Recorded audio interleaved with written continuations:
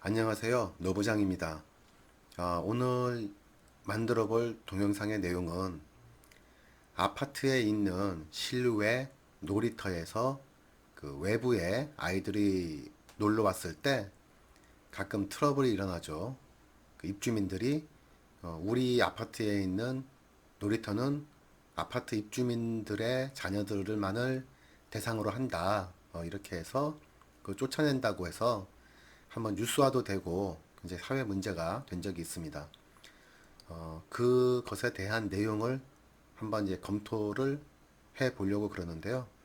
저는 뭐 전문 법조인은 아니니까 그냥 참고 삼아만 같이 알아보도록 하겠습니다.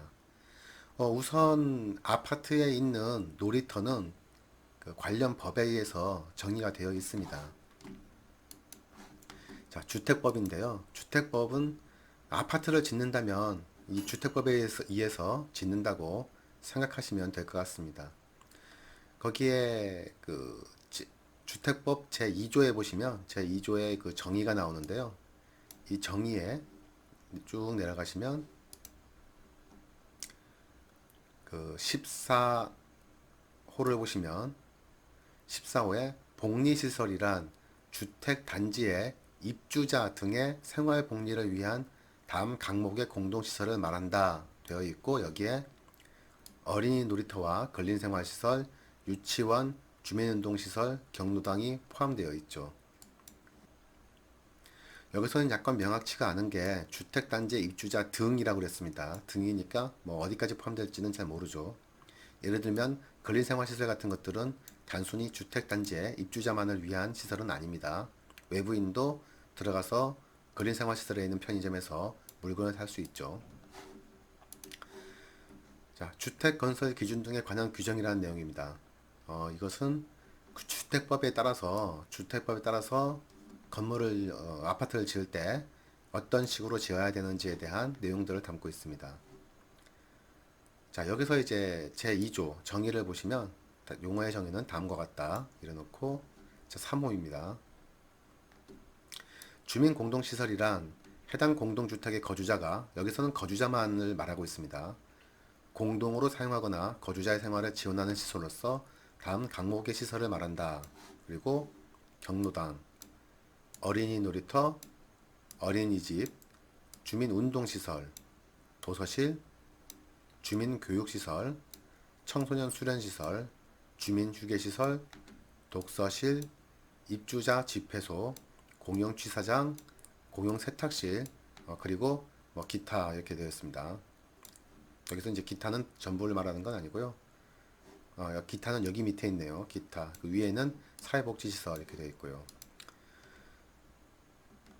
자, 여기서 말하다시피 여기서는 아까 전제 그 주택법에서 말씀드렸던 근린생활시설은 빠져 있죠. 여기서는 순수하게 공동주택의 거주자가 공동으로 사용하거나 거주자의 생활을 지원하는 시설로 되어 있습니다. 어린이 놀이터는 거기에 들어가 있죠. 실제 어린이 놀이터는 아파트의 그 부지 안에 지어지는데, 그 부지는 토지대로 환산이 되어서 아파트 분양가에 녹아들어 있습니다. 그렇기 때문에 아파트의 거주자들은 그 어린이 놀이터가 시설되어 있는 토지를 매입을 공동으로 한 상태이고, 아파트의 도급 계약에는 어린이 놀이터 시설물도 들어가기 때문에, 그리고 그게 아파트의 구성을 이룹니다. 주택법에 의해서. 그리고 아파트 사용 승인, 그러니까 준공을 위한 검사를 받을 때에는 어린이 놀이터도 다 검사를 받는 상황입니다. 어린이 놀이터가 제대로 되어 있지 않으면 아파트는 준공이 되어 있지 않습니다. 준공이 나지 않습니다.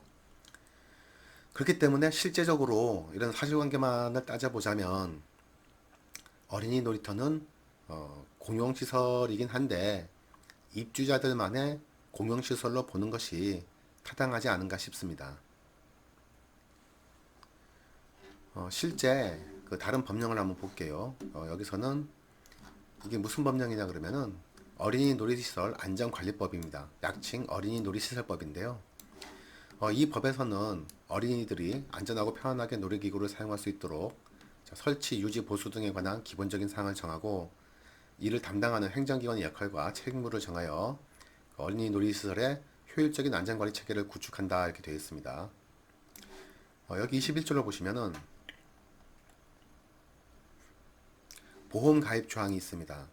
관리 주체 및 안전검사기관은 어린이 놀이시설의 사고로 인하여 생명, 신체 또는 재산상의 손해를 발생하게 하는 경우에는 그 손해에 대한 배상을 보장하기 위하여 보험에 가입해야 한다 되어 있습니다. 여기서 이제 관리 주체라고 나오는데요. 앞서 말씀드렸다시피 그 주민 공동 시설인 어린이 놀이터는 관리사무소가 입주자 대표 회의를 통해서 보험을 가입을 하게 되죠. 반대인가요? 입주자 대표 회의의 결정에 의해서 관리사무소를 통해 보험을 가입하게 됩니다. 물론 그 보험료는 아마도 아파트 관리비에서 나가겠죠. 일단 정부에서도 이러한 그 주민 공동 시설에 대해서 다툼이 빈번하는 내용들, 뭐 이런 내용들은 인지를 하고 있었습니다. 그렇기 때문에 대책을 세우게 되었죠. 여기 지금 보시는 화면에 나와 있는 것은 무엇인가 그러면 공동주택관리법 시행령입니다. 공동주택관리법 시행령은 위로 쭉 올라가 보시면 당연히 공동주택관리법에서 위임되었죠. 공동주택관리법은 공동주택의 관리에 관한 사항을 정하는 법입니다. 자, 다시 돌아가서 공동주택관리법 시행령으로 돌아가시면 쭉 밑으로 내려가 보죠. 여기 29조의 2를 보시면 인근 공동주택단지 입주자 등의 주민공동시설 이용의 허용 이렇게 되어 있습니다. 그래서 관리 주체는 입주자 등의 이용을 방해하지 아니하는 한도에서 주민공동시설을 인근 공동주택단지 입주자 등도 이용할 수 있도록 허용할 수 있다. 이때 영리를 목적으로 주민공동시설을 운영해서는 아니 된다 이렇게 되어 있습니다.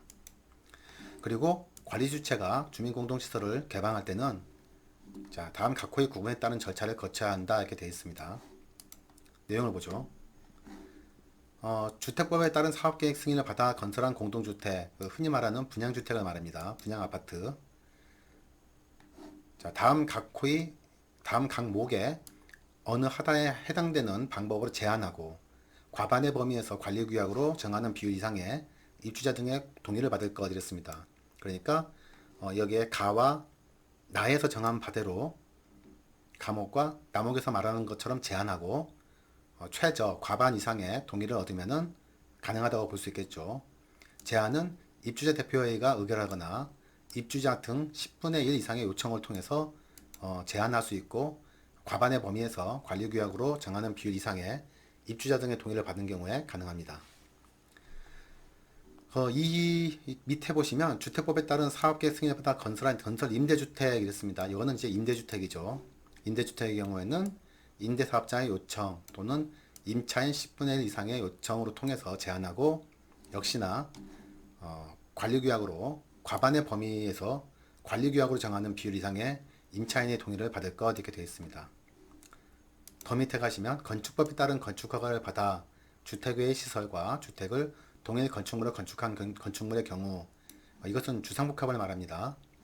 여기서도 역시 입주자 대표회의의 의결과 입주자 등 10분의 1 이상의 요청을 통해서 제한하고 자, 과반의 범위에서 관리규약으로 정하는 비율 이상의 입주자 등의 동의를 받을 것 이렇게 되어 있습니다.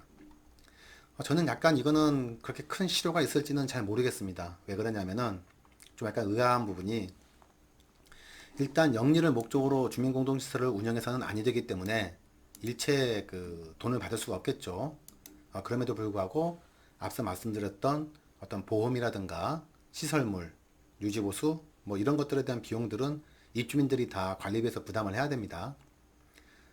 그리고 어떤 그런 범위 내에서도 또 어떤 과반에 달하는 그런 찬성이 또 있어야 되죠.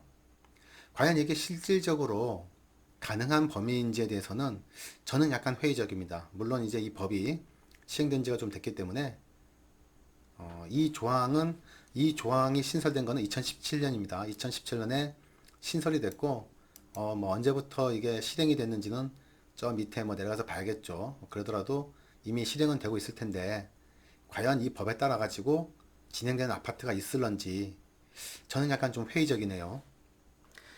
이런 여러 가지를 종합해 볼 때 사실관계만으로는 아파트 입주민이 아닌 사람들이 아파트 내부에 있는 그 실외 놀이터를 이용하기는 사실은 좀 어려워 보이는 부분이 좀 있지 않을까 합니다. 다만 우리나라처럼 그 공동체 문화가 발달된 나라에서 발달된 사회였죠. 지금은 많이 그 공동체 문화가 무너졌지만 이렇게 조금 너무 각박하게 사는 게 옳으냐 하는 그런 문제는 있을 수 있습니다. 그거는 이제 사회적인 그 논의를 좀 해봐야 될 대상이 되겠죠. 제 개인 생각에는 다만 예, 그런 그 사회적 논의도 필요하지만 그 이전에 정부가 사회복지시설의 일환으로서 이런 어린이 놀이터라든가 이런 부분에 대한 그 확충을 좀 해야 되는 게 아닌가 싶습니다.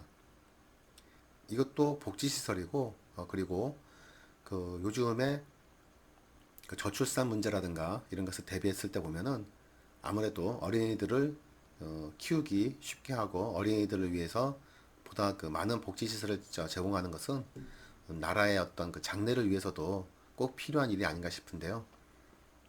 그러다 보니까 다시 정리하자면 그 처음에 나왔던 이 화면은 이제 그 뉴스의 한 장면입니다. 예, 그 뉴스의 한 장면인데 이런 트러블이 나기 전에 어떤 이런 복지 시설이 좀 많아진다면 이런 트러블이 좀 완화되지 않을까 싶고 어, 반면에 그 사실관계만 따지고 보면은 여기서는 그 입주민들이 관리비를 내서 운영이 되고 있고 시설물이 유지보수가 되고 있고 보험까지 들어있는 그런 시설물이기 때문에 어, 근원적으로는 외부인이 사용할 권리 자체는 조금 그 없는 편이 아닌가 하는 그런 생각은 드네요. 다만 사회적인 논의를 통해서 이런 부분이 좀 이렇게 그 입주민들 그 자치회에서 외부 대외적으로 좀 개방해서 어울려 살 수 있는 그런 사회가 되는 것이 더 바람직하지 않은가 싶습니다. 자, 오늘은 여기서 마치겠습니다.